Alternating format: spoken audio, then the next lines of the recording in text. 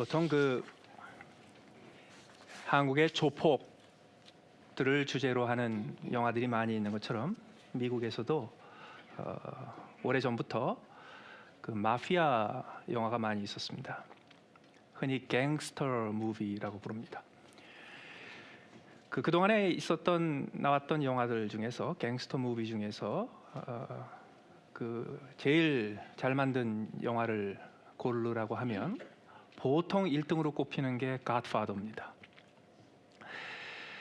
그런데 10개 또는 20개 때로는 30개를 이렇게 선정을 하기도 하는데, 그렇게 마피아 무비, 갱스터 무비를 선정을 할 때마다 꼭 빠지지 않고 들어가는 영화가 하나 있습니다. 그 다니 브레스코라는 영화입니다.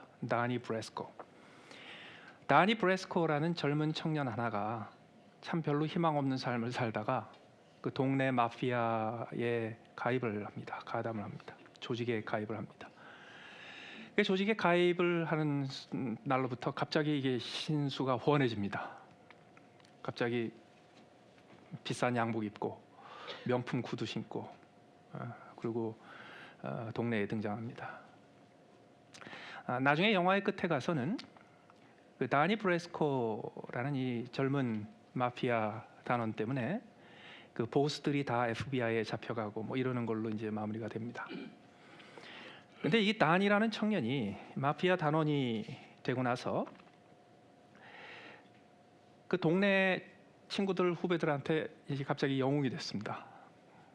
그래서 쫓아와서 막 물어보기도 하고 어떻게 하면 그렇게 할 수 있냐 그러고 뭐 그러면 또 막 얘기도 좀 지어내서 허풍도 넣어서 막 얘기도 해주고 막 그럽니다. 근데 이 다니 브레스코가 마피아의 조직에 들어갈 때쯤 해서 이미 그 근처에 FBI 에이전트들이 다 장악을 하고 거의 대부분의 전화 통화나 대화를 도청을 했습니다. 나중에 이 다니 브레스코를 FBI에서 이제 리크루트를 이제 섭외를 해서 이제 협상을 시작을 합니다. 그때 그 도청을 하고 있었던 FBI 기술자 테크니션 하나가 다니 브레스코하고 이런저런 얘기를 나누다가 다니한테 질문이 하나 있다 그래요. 몇 달 동안 하루 종일 헤드폰 끼고 그 마피아들이 모여서 하는 얘기를 듣고 있는데 들으면 들을수록 이해가 안 되는 게 있다는 거예요. 그 뭐냐 그랬더니 forget about it이 뭐니? forget about it. 하여튼 1시간 동안 떠들고 나면은 수백 번 forget about이 나오는데 이게 무슨 뜻이냐요? forget about. 그러니까 이제 다니 브레스코가 그 forget about을 설명을 해줍니다. 그 영화에 나오는 그 대사대로 하면 좀 상소리도 들어가고 이게 안 맞는 것도 있어서 제가 좀 각색을 해서 설명을 해드리겠습니다. forget about이 뭐냐? 첫째로 누군가가 무슨 말을 했을 때 당신이 그 사람이 하는 말에 동의를 하면 나도 그렇게 생각한다 라고 하면 그때 forget about it 그렇게 한다. 그래서 그때 forget about it은 내가 너하고 생각이 같다는 뜻이다. 예를 들어서 전지현이 몸매 하나는 짱이지. 그럴 때 forget about it. 그러면 그게 나도 네 생각과 같다는 뜻이다. 또 반대로 나는 너하고 생각이 반대야 라고 할 때도 forget about을 쓸 수 있다. 예를 들어서 누군가가 너한테 와서 야 그래도 링컨이 캐딜락보다 낫지. 그러면 그게 말이 돼? 라는 의미로 forget about it 그러면 된대요. 또 이 세상에서 뭔가가 정말 최고로 괜찮을 때 야 이거보다 더 센 것 없어 그럴 적에도 forget about 그런데 예를 들어서 야 청양고추가 정말 맵지 그럴 때 그 말을 받아서 forget about it 그러면 맞아 그거보다 더 매운 건 없어 이 뜻이 된대요. 더 나아가서 입 닥치고 지옥이나 가 go to hell 이라고 욕을 할 때도 forget about it 그런데 예를 들어서 아침에 떡 갔는데 야 너 어젯밤에 한 방 먹었다며 그래서 누군가가 약을 올리면 그럼 그때 forget about it 그러면 지옥이 나가 이 뜻이래요. 끝으로 다 잊어버려 신경 끊어 라고 forget about it이라는 의미로 쓸 때도 forget about it. 그런데 그 얘기를 이게 FBI 테크니션이 참 듣고서는 하나도 못 알아들었어요. 여러분, 미쳤다라는 말도 똑같습니다. 이게 누구한테 얘기를 하느냐, 어떤 상황에서 얘기를 하느냐, 어떤 대화 속에서 나오느냐에 따라서 의미가 다 달라집니다. 미쳤어, 미쳤어. 너 미쳤어? 이게 미쳐도 단단히 미쳤구나. 미치면 할 수 없지 뭐. 이게 다 틀려요. 그 성경에서도 그리스도인들이 미쳤다라고 하는 표현이 나올 때 곱게 미친 거하고 밉게 미친 게 나옵니다. 다시 말해서 성경에서 좋은 말로 우리가 미쳤다고 표현할 때가 나오고, 또 성경에서 우리가 미쳤다라고 얘기했을 때, 그리스도인들이 미쳤다고 얘기했을 때 그게 전혀 좋지 않은 나쁜 의미로 쓸 때도 있습니다. 그래서 성경 공부할 때 굉장히 조심하셔야 합니다. 성경에서 어떤 단어, 어떤 표현이 한쪽에서는 이런 표현으로 나왔는데 또 다른 데 찾아보면 그거하고 전혀 반대되는 표현으로 쓸 때가 있습니다. 그래서 성경은 한 단어에만 매달리면 안 됩니다. 성경은 전체적으로 봐야 합니다. 오늘 본문에서도 미쳤다는 말이 나옵니다. 23절에 그러므로 온 교회가 함께 모여 다 방언으로 말하면 알지 못하는 자들이나 믿지 아니하는 자들이 들어와서 너희를 미쳤다 하지 아니하겠느냐. 여기서 나오는 이 미쳤다라는 말은 곱게 미친 건 아닙니다. 이거는 하나님이 보시기에 칭찬하실 만한 미쳤다는 사실은 아닙니다. 왜? 오늘 본문에서 바울 사도는 너희들 그런 말 듣지 않게 해라 라는 메시지를 주고 있기 때문입니다. 다시 말해서 곱게 미치는 것과 밉게 미치는 게 있습니다. 똑같이 미쳤다는 소리를 듣지만은 그리스도인들은 하나님 보시기에 곱게 미쳐야 합니다. 그런데 오늘 본문 23절에 나오는 이 미쳤다라는 말은 곱게 미친 게 아닙니다. 그렇기 때문에 무조건 미친 짓 하면 안 돼요. 예수님도 미쳤다는 소리 들었고, 바울 사도도 미쳤다는 소리 들었고, 초대교회의 사도들은 다 미쳤다는 소리 한 번씩 들었는데 나도 드디어 미쳤다는 소리를 들었구나. 와, 내가 예수 그리스도를 닮아가는구나 로 결론 내면 안 돼요. 왜? 곱게 미친 게 있고 밉게 미친 게 있어요. 그래서 어떻게 해야 내가 곱게 미칠 수 있는가? 어떻게 하면 밉게 미치는 것을 피할 수가 있는가? 그게 오늘 본문에 담겨 있습니다. 오늘 본문에서 그 세 가지 기준을 말씀드리겠습니다. 첫 번째로 집단 이기주의를 버리십시오. 22절에 보세요. 그러므로 방언은 믿는 자들을 위하지 아니하고 믿지 아니하는 자들을 위하는 표적이나 예언은 믿지 아니하는 자들을 위하지 아니하고 믿는 자들을 위함이니라. 22절에서 제일 많이 나오는 단어가 뭡니까? 다시 읽어드릴게요. 그러므로 방언은 믿는 자들을 위하지 아니하고 믿지 아니하는 자들을 위하는 표적이나 예언은 믿지 아니하는 자들을 위하지 않고 믿는 자들을 위함이니. 무슨 단어가 제일 많이 나와요? 위하여. 위하여. 이게 거창한 단어 찾으시면 안 돼요. 위하여. 가장 먼저 우리가 기억할 것은 뭐냐 하면, 우리가 곱게 미치려면 내가 무엇을 위하여 이 말을 하고, 무엇을 위하여 이 행동을 하고, 무엇을 위하여 이런 선택을 했느냐를 분명히 해야 합니다. 22절에서 방언은 믿는 자들을 위하지 아니하고 믿지 아니하는 자들을 위하는 표적이나 예언은 믿지 아니하는 자들을 위하지 않고 믿는 자들을 위함이니. 지금 뭐가 대조가 됐습니까? 믿는 자들을 위한 것과 믿지 아니하는 자들을 위한 것이 나오죠.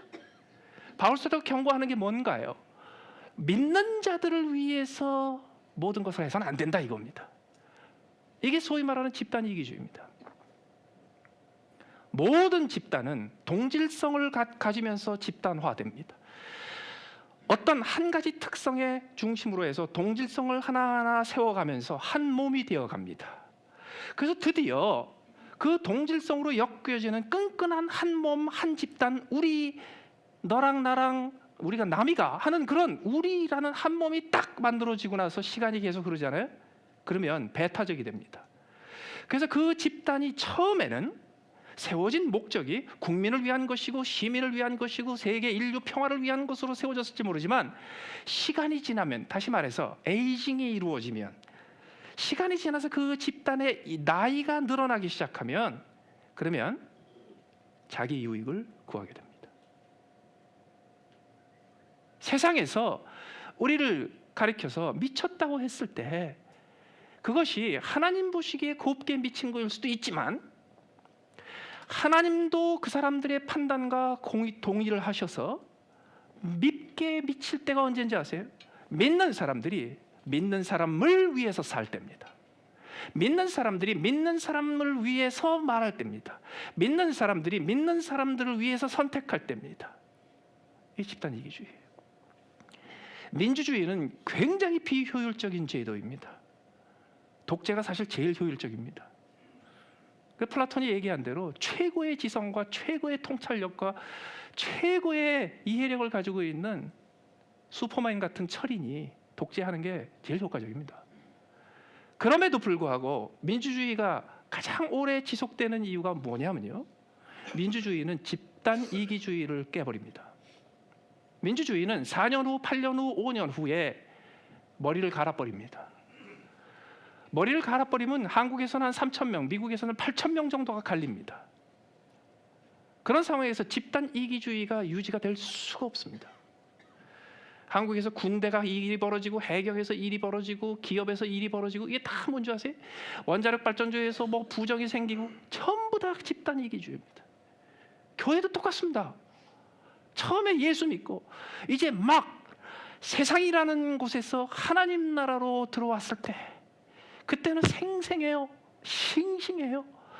그때는 하나님을 위해서 헌신하고 세상을 위해서 헌신하고 구원을 위해서 헌신하고 복음을 위해서 헌신하는 게 가능해요. 그러나 시간이 지나잖아요. 세월이 지나잖아요.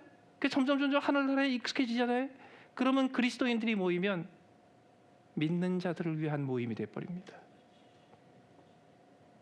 그럴 때 어떤 일이 벌어져요? 세상 사람들이 너들 미쳐도 참 더럽게 미쳤구나, 이 소리를 듣고요 하게 되고요, 그 소리 들어서 싸요.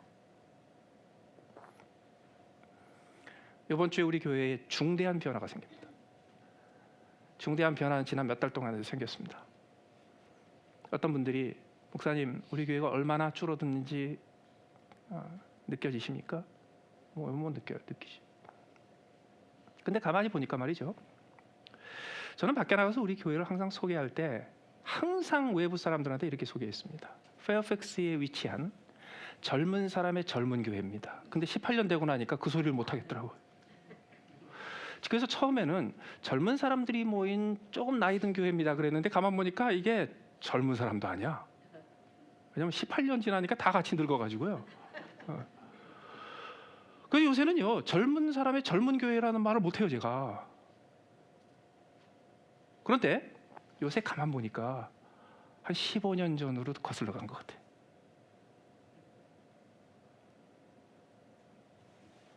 지금 가만히 보니까 움직이는 게요 14년, 15년 전으로 돌아간 것 같아요. 새로운 열심이 있어요. 새로운 얼굴이 있어요. 새롭게 걱정하는 게 있어요. 여러분 걱정 없는 게 만사 편할 것 같으죠? 그게 축복일 것 같으죠? 아니에요. 걱정 없어 보세요. 여러분 걱정 없어서 그것 때문에 걱정해. 왜 걱정이 없지? 불안해. 다시 말해서 걱정하는 것도 젊어진 증거고요, 열심을 내는 것도 젊어진 증거고요, 전에 일 안 하던 사람들이 일하는 것도 젊어진 증거고요, 지금 일할 자리가 펑펑 남아 돌아가가지고서 일손이 펑펑 부족한 것도 젊어진 증거예요. 나이 드신 분들이 젊은 사람한테 그런다며요. 너들 늙어봤어? 나는 젊어봤어. 근데 다시 젊어질 수는 없잖아요. 가만 보니까 교회는 다시 젊어질 수 있더라고. 교회가 다시 젊어진다는 게 뭐예요? 우리를 위해서가 아니에요. 우리의 유익을 위해서가 아니에요. 오늘 내가 교회 가서 내가 어떤 은혜를 받고 어떤 축복을 받을 건가가 아니고, 내가 왜 교회에 가서 어떻게 하면 우리 말고 나 말고 다른 사람한테 유익을 끼칠 수 있을까? 어떻게 하면 믿는 사람이 아니라 믿지 아니하는 사람을 위해서 시간을 쓸 수 있을까? 두 번째, 그리스도인들은 존경받는 존귀함을 추구해야 합니다. 존경받는 존귀함. 23절 보세요. 그러므로 온 교회가 함께 모여 다 방언으로 말하면 알지 못하는 자들이나 믿지 아니하는 자들이 들어와서 너희를 미쳤다 하지 아니하겠느냐? 그럼 어떡하라고요? 24절. 그러나 어떻게 해요? 다 예언을 하면 다 예언을 하래요. 그러면 어떻게 되는가? 믿지 아니하는 자들이나 알지 못하는 자들이 들어와서 모든 사람에게 책망을 들이며 모든 사람에게 판단을 받고 그 마음에 숨은 일들이 드러나게 되므로 요게 벌어져야 합니다. 이게 존경받는 거하고 무슨 상관이냐고요? 지난 20년 동안의 한국 교회는 우리가 정체된 성장을 새롭게 일으키고 전도를 계속하기 위해서 사회 봉사를 해야 된다, 지역 사회를 위해서 살아야 된다라고 하면서 20년 동안에 참 지역 사회 봉사 많이 했습니다. 근데 그 결과가 어떻게 되는지 아세요? 건진 게 없어요. 그 결과가 이웃 사람들하고 조금 싸우지 않고 잘 지낸 것뿐이에요. 오늘 본문에서 목표로 하는 건 뭐냐면 믿지 않는 사람이나 알지 못하는 자들을 향해서 우리가 뭘 해야 된다고요?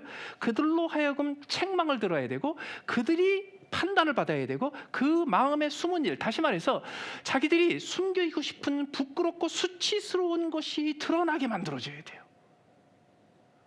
문제는 뭐냐면 곱게 미치지 않고 밉게 미친 그리스도인들은 세상 사람들에게 책망을 듣게 하는 것이 아니라 자기들이 책망을 들어요. 세상 사람들이 판단을 받게 하는 게 아니라 세상 사람들이 그리스도인들을 판단을 해요. 그리고 세상 사람들이 수치스럽게 느끼는 것을 감춘 것을 드러내고 그들로 하여금 그 수치스러움 때문에 무릎 꿇고 회개하게 만드는 게 아니라 교회가 꽁꽁꽁꽁 감추고 있었던 수치스러운 게 자꾸 들통이 나요. 어떻게 하면 이게 역전이 됩니까? 성도들은요, 세상에 나가서 모든 사람들을 친구로 삼아 모든 사람을 이웃으로 삼아 그들에게 복음을 전해야 합니다. 그러나 친구로 삼고 이웃으로 삼았을 때 놓치지 말아야 될 것이 있어요. 존귀함을 잃지 말고 존경을 잃지 말아야 합니다. 리스펙트를 잃지 말아야 되고, 그리고 클래스, 프레셔스니스를 잃지 말아야 합니다. 어떻게 그게 가능합니까? 24절에 그러나 다 예언을 하면 다 예언을 하래요. 바울 사도는 고린도전서 11장, 12장, 13장을 거쳐서 14장에 와서 그동안에 4장에 걸쳐서 펼쳐놓은 주제를 마무리합니다. 그 결론이 뭔지 아십니까? 방언은 신경 쓰지 말고 forget about it. 방언은 신경 쓰지 말고 예언을 해라. 바울 사도가 어떻게 그런 결론을 냈어요? 바울 사도는 무엇을 위한 것인지를 분명히 하라고 그랬어요. 무엇을 위한 것인지, 믿는 사람을 위한 것이 아니라 믿지 아니하는 사람을 위해서. 그래서 방언과 예언은 똑같이 유익하지만 그러나 방언에 비해서 예언이 훨씬 더 유익하다라는 결론을 내립니다. 다시 말씀드려요. 방언도 유익합니다. 그런데 예언이 훨씬 더 유익합니다. 근데 이 말씀을 보통 들으시면 방언은 나쁘고 예언은 좋구나 이렇게 들어요. 얼마 전에 어떤 영양 전문가가 인터넷에서 건강하게 음식 먹는 법을 이렇게 소개를 하는데 어쩔 수 없이 패스트푸드 체인에 가서 햄버거를 시켜 먹으면 될 수 있으면 튀기지 않은 거, 베이크한 거, 그릴한 거를 시키고 그리고 그것을 먹기 전에 햄버거는 위에 빵 하나 있고 밑에 빵 있잖아요. 그래서 위에 빵을 먹지 말고 패티하고 밑에 것만 먹으래요. 그래야지 카보를 좀 덜 먹는데 전 그 얘기를 듣고 보면서 와, 카보를 덜 먹느라고 되게 신경을 쓰는데 그 밑에 있는 고기에 있는 지방과 단백질과 기름은 어쩌라고?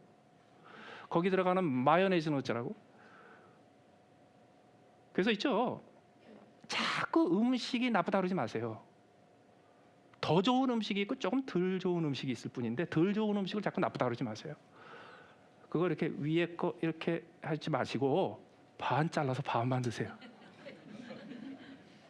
그거 벗겨놓고 야 나는 카보를 덜 먹어 그러고 안심하는 사이에 다 먹어버려 걸.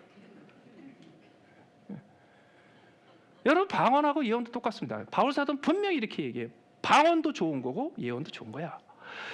그러나 예언이 훨씬 좋은 거야.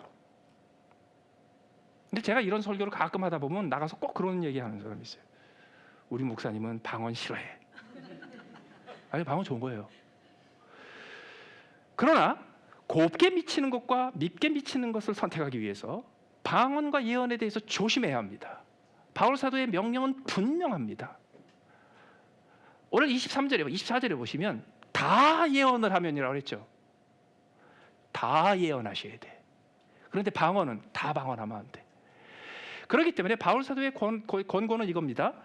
방언은 하나님이 주시면 받아요. 하나님이 주시면 거부하지 말고 받아요.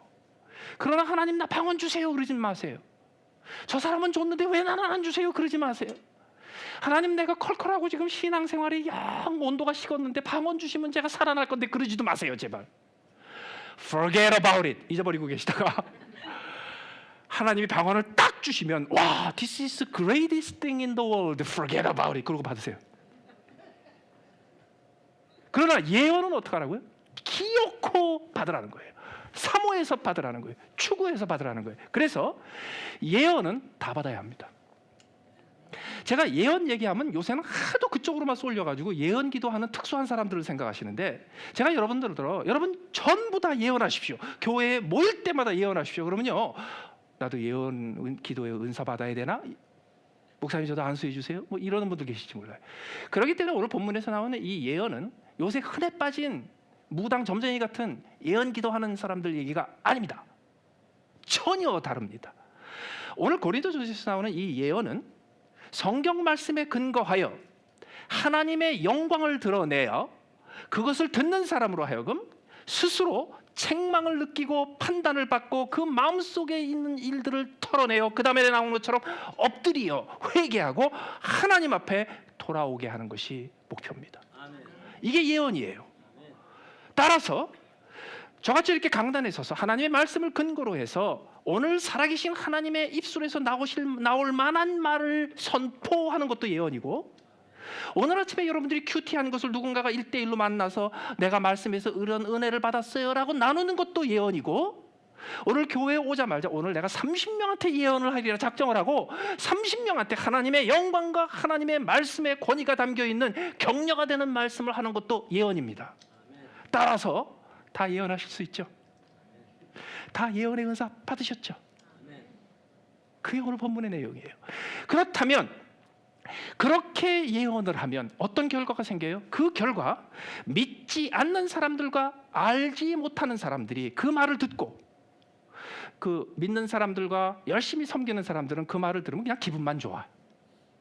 그러나 믿지 아니하는 사람과 알지 못하는 사람들이 그 말을 듣고 그들의 마음속에서 세 가지가 벌어져야 합니다. 첫째, 책망을 들어야 합니다.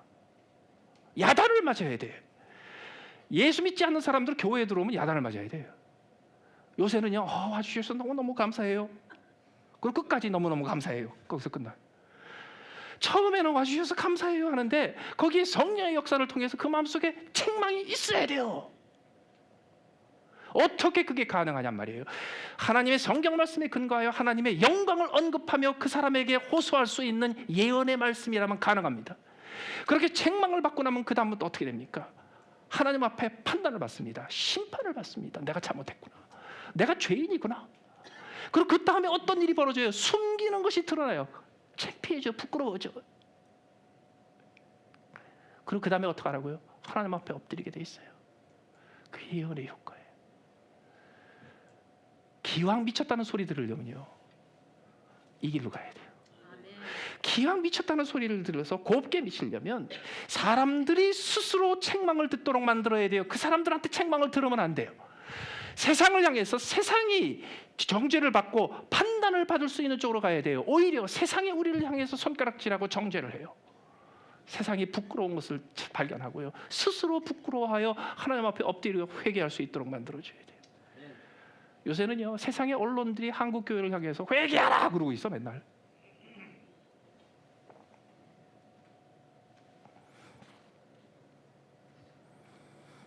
마지막으로 이 모든 것은 구령에 미쳐야 합니다. 한 가지만 지키면 곱게 미칠 수 있습니다. 한 가지만 지키면 예수님처럼 미칠 수 있고 바울처럼 미칠 수 있다. 그럼 곱게 미칠 수 있어요. 어떻게? 불신자를 구하여 생명 구하는 구령에 모든 것을 거십시오. 그게 성경이 우리에게 원하는 곱게 미치는 일입니다. 25절에 그 마음에 숨은 일들이 드러나게 되므로 엎드리어 하나님께 경배하여. 엎드리어가 뭐예요? 회개하는 거죠. 내가 죄인입니다. 하나님 앞에 경배하여 하나님께 돌아오는 거죠. 그리고 그 다음에 나도 교회 등록할래요가 아니고 그 다음에 뭐가 나와요? 참으로 너희 가운데 하나님이 계신다 전파하리라. 전에 그 한국의 저 구청장, 군수 뭐 이런 분들을 데려다가 리더십 훈련을 한 적이 있는데요. 이분들을 그 방에다가 회의실에다 넣고 오전에 오후에 막 3시간 4시간씩 강의도 하고 워크숍도 하고 막 그럴 적에 이분들이 생전 그런 거 해봤나요? 이게 좀 높으신 분들이. 그거 굉장히 힘들어하세요. 그래가지고 30분만 지나면 졸고 말이죠. 몸이 비틀어지고 뭐 넥타이 끌르고 좀 흐트러지셔. 그러다가 그 방에 카메라가 딱 들어오잖아요. 갑자기 이 정치인들은요 카메라가 제일 무서워요. 그래서 제가 이렇게 강의를 하고 있는데 갑자기 저기서 이렇게 졸고 계시던 어떤 구청장께서 갑자기 얼굴이 환해지고 이러잖아요. 아, 카메라가 이 방에 들어왔구나.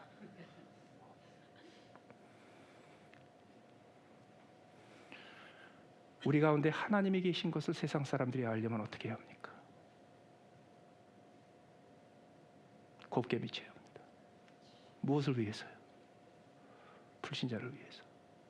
바울 사도의 기준은 간단합니다. 무엇이 더 좋은가? 무엇이 덜 좋은가? 불신자를 구령하는 데 도움이 되는 건 무조건 좋아요. 우리가 누릴 수 있는 수많은 즐거움과 수많은 축복과 수많은 복된 것들이 있지만 거기에 유익의 서열이 있단 말이죠. 그런데 더 좋고 덜 좋은 것을 가르는 기준이 무엇입니까? 그것이 불신자에게 복음을 전하여 저들로 하여금 엎드려 하나님께 회개하고 돌아올 수 있도록 만드는 데 도움이 되느냐 안 되느냐, 그거 하느라로 좋고 좋지 않은 것이 다 갈라집니다. 앞으로 1주, 2주 사이에 한몸 교회가 교회적으로 여러 가지 중요한 선택을 합니다.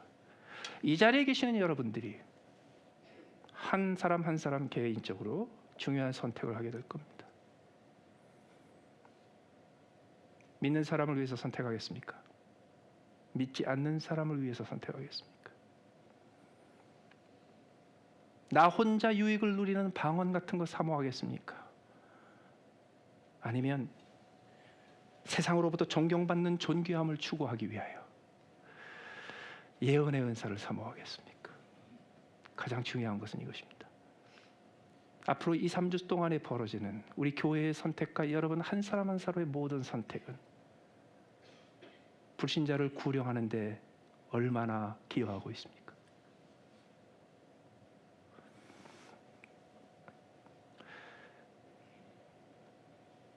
금년 말까지 2달 남았습니다. 2달도 안 남았습니다.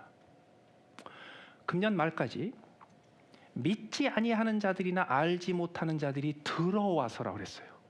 금년 말까지 믿지 아니하는 자들과 알지 못하는 자들이 들어와야 돼요. 바울 사도는 여기서 묘하게 대조를 이루어요. 믿는 사람에 반대되는 개념으로 믿지 아니하는 사람만 나오는 게 아니라 알지 못하는 사람도 나와요. 다시 말해서 그리스도인이 되기 위해서 2가지를 거쳐야 합니다. 첫째는 알아야 되고 둘째는 믿어야 합니다. 아는데 안 믿는 사람이 있어요. 그게 믿지 않는 사람이에요. 근데 믿지 않는 이유가 알지 못해서인 사람들이 있어요. 그 사람들은 알기만 하면 믿을 건데 몰라서 못 믿어요. 그 사람들이 못 믿는 이유는 자기 책임이 전혀 아니에요. 누구 책임이에요? 알려주지 않은 사람 책임이에요. 알았는데 어떨 때는 주변에 그런 분들 계시죠. 성경은 나보다 더 잘 알아. 기독교의 교리는 더 잘 꿰요. 그러면 앉았다 그러면 기독교의 뭐 토론에 오히려 자기가 이겨. 알 건 다 알아. 근데 안 믿는 사람 있죠. 그런 사람들한테 뭐가 필요해요? 예언이 필요해요. 성경 말씀에 기초하여 하나님의 영광을 드러내며 그들로 하여금 스스로 책망받게 하고 스스로 판단받게 하고 그 마음에 숨은 일들이 드러나게 만드는 말씀의 능력이 행해질 수 있는 예언의 역사가 필요해요. 그래서 그들이 어쩌라고요? 들어와서 엎드려 하나님 앞에 경배하고 하나님의 백성이 되어야 돼요. 이 불신자를 구령하는 것 한 가지의 모든 것을 걸면 무슨 짓을 해도 곱게 미친 겁니다. 그렇게 되면 모든 세상 사람들은 미쳤다고 얘기할 겁니다. 그러나 거기에는 조롱이 없어요. 비웃음이 없어요. 두려움과 존경이 있어요. 그리고 하나님께서 그걸 아름답다 여기세요. 문제는 뭐냐 하면 우리가 한 사람의 생명을 구하는데 미치지 않는다는 겁니다. 금년 말까지 2달 남았습니다. 2달도 채 남지 않았습니다. 금년이 지나가기 전에 이 자리에 계시는 여러분 한 분 한 분이, 아니 한몸 교회가 집단적으로 몇 명을 이 자리에 들어오게 만들고 몇 명을 지옥 가다가 돌이켜 천국 가게 거듭나게 도울 수 있을까요? 몇 명을 목표로 할까요? 앞으로 2달 동안 300명 데리고 올까요? 못하실 것 같아요. 앞으로 2달 동안에 50명, 100명 데리고 올 수 있을까요? 그거는 가능할 것 같아요.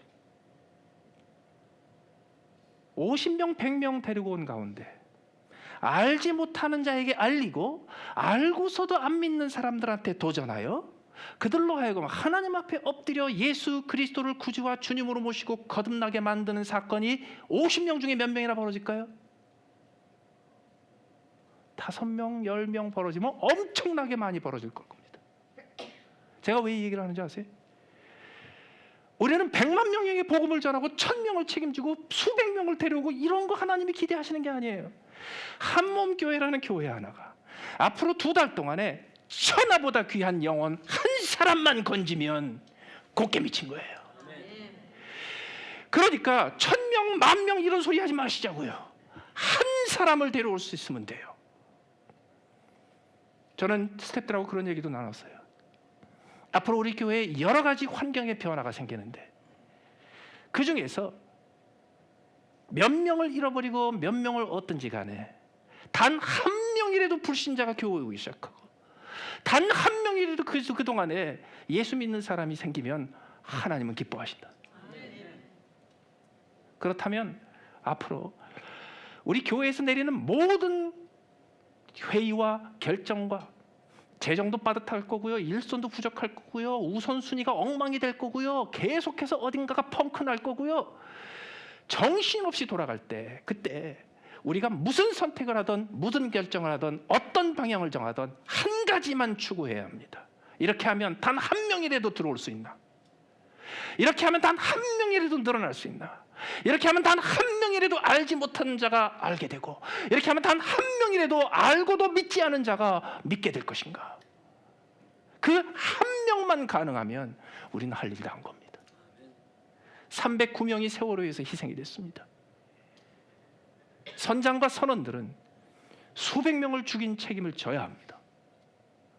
그러나 그 중에 어떤 사람, 쓰러져가고 기울어져가는 그 복도에서 학생 한 명 한 명을 구하려고 가진 힘을 다하고 애를 쓰다가 마지막 그 문에서 살려달라고 손을 흔드는 애에게 도저히 손이 닿지 않고 거기서 미끄러 들어갔다가는 같이 죽을 것 같아서 눈물을 머금고 밖으로 뛰쳐나왔던 사람이 있어요. 그 한 사람 못 구해서. 이 간절함이 없으면 미쳐도 이상하게 미친 겁니다. 이 간절함이 있으면, 한 사람에 대한 간절함이 있으면 우리 미친 겁니다. 곱게 미친 겁니다. 금년 2월 14일 날 제너럴 모터스 GM에서 리콜을 했습니다. 엔진을 시동을 걸기 위해서 키를 넣어 돌리는 그 락이 문제가 생겼어요. 그래서 그걸 교체해 준다고, 고쳐준다고 리콜을 했습니다. 그때까지는 늘 있는 리콜 중에 하나라고 생각했습니다. 그러나 6월 30일까지 그 똑같은 리콜이 45번이 반복이 됐습니다. 그래서 결과적으로 북미, 미국과 캐나다에서만, 전 세계 말고 미국과 캐나다에서만 2,900만 대의 차량을 리콜을 해서 수리를 해줘야만 했습니다. 왜? 키를 넣고, 여러분 엔진을 걸 때 요새 버튼 이렇게 누르는 것도 있지만 키를 넣고 엔진을 걸 때 이렇게 찰칵 돌리고 한 번 더 돌리죠. 그래서 이렇게 밀면 엥 하고 차가 걸리면 탁 놓으면 키가 철가덕 하고 그 드라이브 포지션에 오죠. 운전 표시, 주행 위치에. 이게 스프링으로 이렇게 돌아오게 되어 있습니다. 그런데 그 락에 이거를 엔진 걸 때 있는 위치에서 주행할 때 위치로 당겨주는 것까지는 좋은데 거기서 다시 넘어가면 안 되잖아요. 그렇죠? 그래서 손으로 돌릴 때까지 거기 머물러 있어야 되잖아요. 근데 그거를 머물러 있게 지켜주는 스프링 하나가 힘이 조금 부족했어요. 그래서 이게 주행 위치에 키가 있다가 손대지도 않았는데 지 혼자 힘이 약해가지고도 덜커덕 이게 넘어오는 일이 생겼습니다. 그래서 하이웨이 운전을 하다가 이게 절커덕 엔진이 꺼져가지고요, 차가 뒤집어지고 난리가 나가지고 죽는 경우도 생기고, 또 특히 충돌했을 때 그 충돌의 충격 때문에 이 스프링이 톡 해가지고서 에어백이 터지기 전에 엔진이 꺼져버려요. 그래서 죽는 사람들 생겼어요. 그래서 리콜을 했습니다. 그런데 이게 45번씩 리콜을 하는 걸 보고 연방정부에서 이거 문제가 있구나 그래서 조사를 시작했습니다. 그 조사 결과가 뭔지 아세요? GM은 2001년부터 그 문제가 있다는 걸 알았습니다. 그리고 그 조그마한 스프링 하나, 원래 10.6mm짜리 스프링 대신에 1.6mm 더 긴 12.2mm짜리 스프링을 넣으면 아무 문제가 없는데 1.6mm 짧은 스프링이 들어가는 바람에 죽는 일까지 생겼어요. 근데 그 스프링이 문제다라는 것을 2001년부터 알고 있었는데 2014년까지 모른 척했어요. 그동안에 GM이 인정한 인원은 13명이 죽었고, 최근에 로이터 통신이 발표한 거에 의하면 153명이 그 스프링 때문에 죽었습니다. GM은 12억 달러를 돈을 모아놓고 보상을 해주겠다고 했는데 현재 보상 대상으로 검증된 사망자는 19명입니다. 벌금을 3,500만 불을 내야 될 겁니다. 지금 현재 658명이 집단 소송을 걸고 있습니다. 천문학적인 손해배상이 이루어질 겁니다. 문제는 뭐냐면 적게 잡아서 13명, 많이 잡아서 153명이 그 조그마한 스프링 때문에 죽었다는 거예요. 그런데 왜 그런 일이 GM에서 벌어졌는지 아십니까? 2001년에 GM에서 그 문제를 발견하고 나서 그들은 즉각 비용 효과 분석을 했습니다. Cost Benefit Analysis를 했습니다. 경영학에서 CBA라고 부르는 겁니다. 이것은 뭐냐면 모든 가능성 있는 시나리오에 대해서 돈이 얼마가 들고 그것 때문에 돈이 얼마가 수익이 생기는지를 계산해 보는 겁니다. 틀림없이 그들은 비용 효과 분석을 했을 겁니다. 그 비용 효과 분석에 따라서 어떤 결과가 나오는지 아세요? 많이 죽어야 1년에 한두 명이다. 1년에 한두 명이 죽으면 소송을 걸든지 벌금을 낸다. 얼마를 벌금을 내야 되고 소송을 장외 합의로 끝내면 얼마의 보상금을 해주면 되는가. 거기에 비해서 그 스프링 하나 비용이 57센트예요. 물론 그거를 딜러에 차 갖다가 놓고 바꿔주는데 레이버가 50불, 100불 들겠죠. 2,900만 대의 차량에 그 락을 수리해 주는데 비용이 얼마가 들 건가?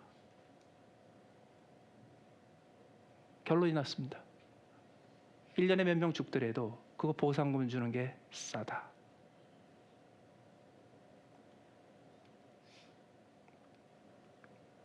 우리 주님께서 뭐라고 그러신 줄 아세요? 한 영혼이 천하보다 귀하다 그랬어요. 한 영혼이 온 천하를 줘도 그 값을 다 감당하지 못할 만큼 귀해요. 한 영혼이 얼마나 비싼 줄 아세요? 하나님의 아들 독생자의 생명보다 귀해요. 우리는 세상 방식으로 비용 효과 분석하지 않습니다. 우리는 하나님 방식으로 비용 효과 분석합니다. 그렇다면 우리가 해야 될 일이 뭔가요? 만사 지쳐놓고 한 사람 구하는 일에 모든 것을 걸어야 돼요. GM에서는요, 비용 효과 분석해놓고 이거 괜히 터트려가지고서 문제 삼으면 회사 망할 수도 있어 라고 분명히 누가 얘기했을 겁니다. 10년 동안의 모든 순이익이 다 날아갈지 몰라 얘기했을 겁니다. 우리는 어떻게 해야 됩니까? 한 영혼을 구하기 위해서 모든 것을 다 이뤄도 좋습니다.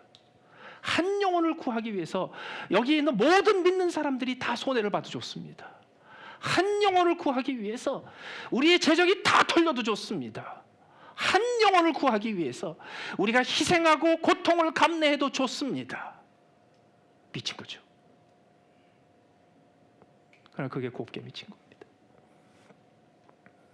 그게 하나님이 기뻐하시는 미친 겁니다.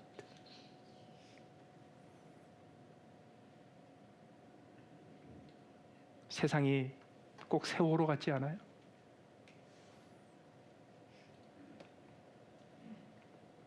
하나님은 세상을, 세월호 같은 이 세상을 저와 여러분들한테 맡겼거든요.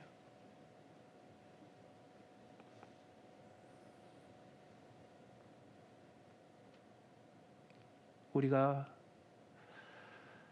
침몰해 가는 세상에 알지 못하는 자들과 믿지 못하는 자들을 태워둔 채 우리만 살겠다고 탈출하는 선원들과 선장 같지 않나요?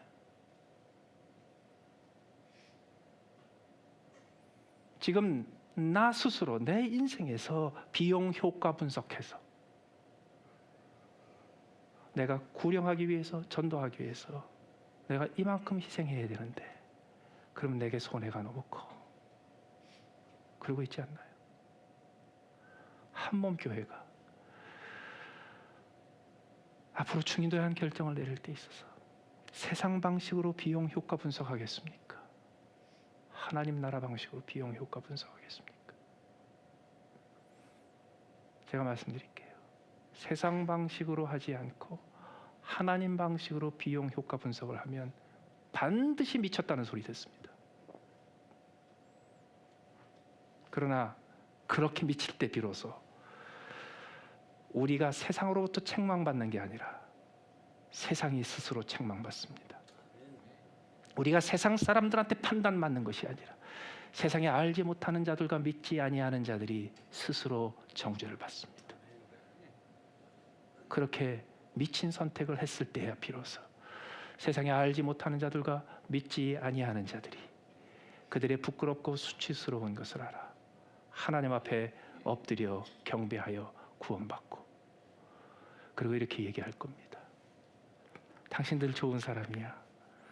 당신들 함께 지내기에 즐거운 사람이야가 아니고 당신들 가운데 하나님이 계십니다. 당신들 가운데 하나님이 살아계십니다. 같이 한번 기도하시겠습니다.